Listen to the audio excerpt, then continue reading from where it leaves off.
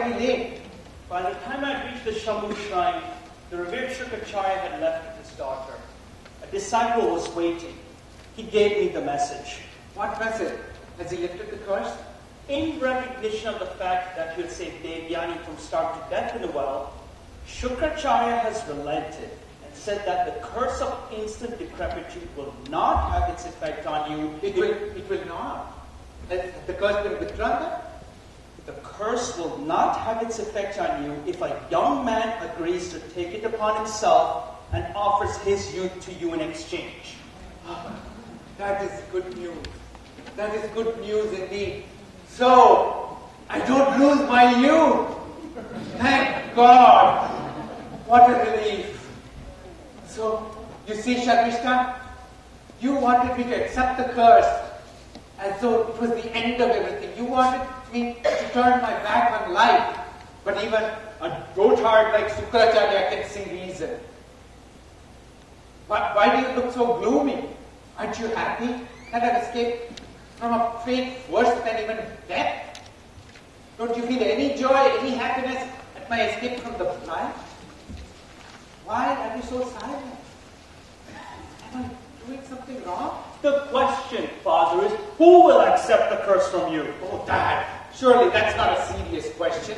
Surely there will be no shortage of men that come out to take on the king's burden. They are my people. They love me. Surely they will not hesitate to step forward. Why should they? Why should they take upon themselves the scourge that you have brought upon yourself? Please, sir, let us not wait around for the fool or the yogi that seeks holy martyrdom. Let us just go. Go? You are out of your mind. You want me to be dependent on you, don't you? You trapped me once, and you want me to stay trapped, clinging to you for survival. Woman, is there no end to your demonic machinations? Get out of my sight! Out! Father, you be quiet! This conniving barbarian. Madam, please leave us. No, please, let me be here. Madam, do us a favor, please. Yes, what did you have to say?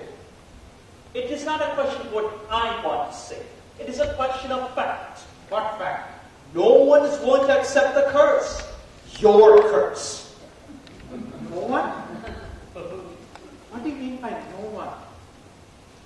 My beloved subject, for whose sake I faced 1,000 deaths? They say that they have seen you enjoy the glory thereby earned. Actually, someone even pointed out that they paid taxes and tributes for your services. Someone dared say that, and you didn't have them lashed publicly for their insolence? Ask the soldiers. They are trained to lay down their lives for me.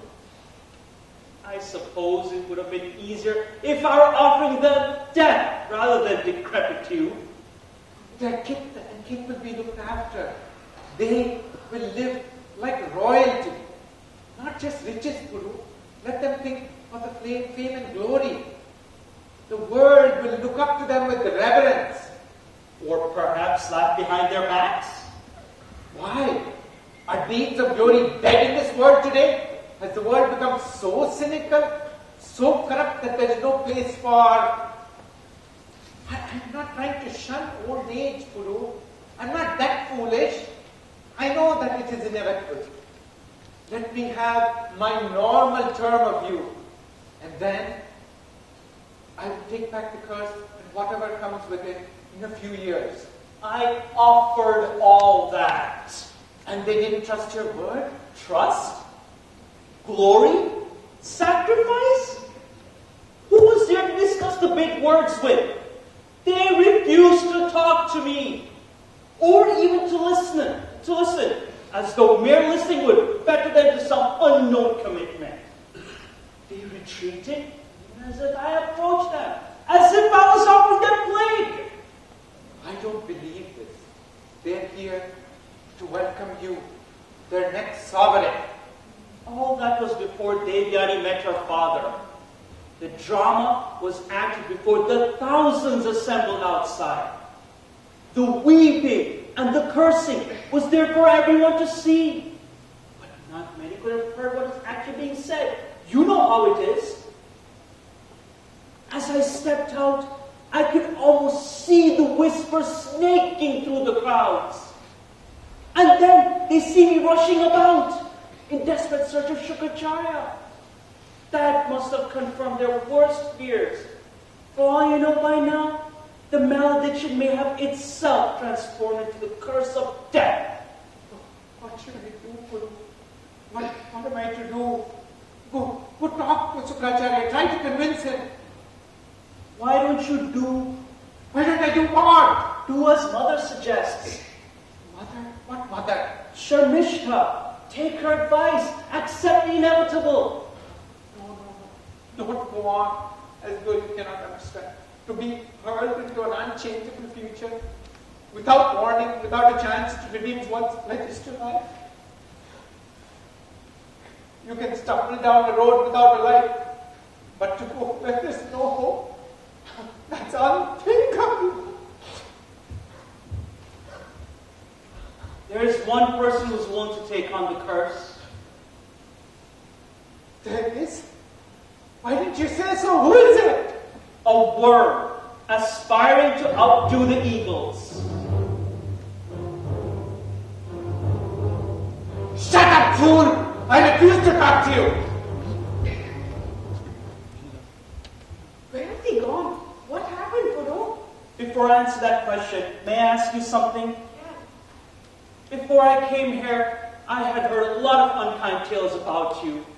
About how you had turned this palace into a noxious pit for those living in it. And I came here, rearing to meet you, to join in your rebellion against this stuffy palace. And what do I see? You love him. You actually love Father. I could never imagine anybody could be capable of that. You are offering to share this wretched fate. I can't understand it. I suppose it is a little bizarre. I suppose even your father thinks so. But I don't know if I'll make sense. I could try. All he has to do to get out of the situation is to let go of me, send me away. But he won't even think of it. This is what molting must feel like. Everything has suddenly started making sense. And could I ask a favor of you? Yes, of course. Could you ask Chitralekha to come into his chamber? I need her here. Yes, I will, but first tell me what happened with your father. He wouldn't even look at me, Pooru. There is a person willing, indeed keen, to accept the curse. But Father was not ready to hear the name. In point of fact, I didn't even need to mention the name. Who? Who is it? Me. No! No, Pooru. That is utter stupidity. The desire for self-sacrifice is rank perversion. I want to root myself back in my family. I want to realize the vision that drove my ancestors. What about Chitralekha? I'm an infant on the brink of birth. Please don't shove me back into that name. What is it? The curse, Mother. The spasms of imminent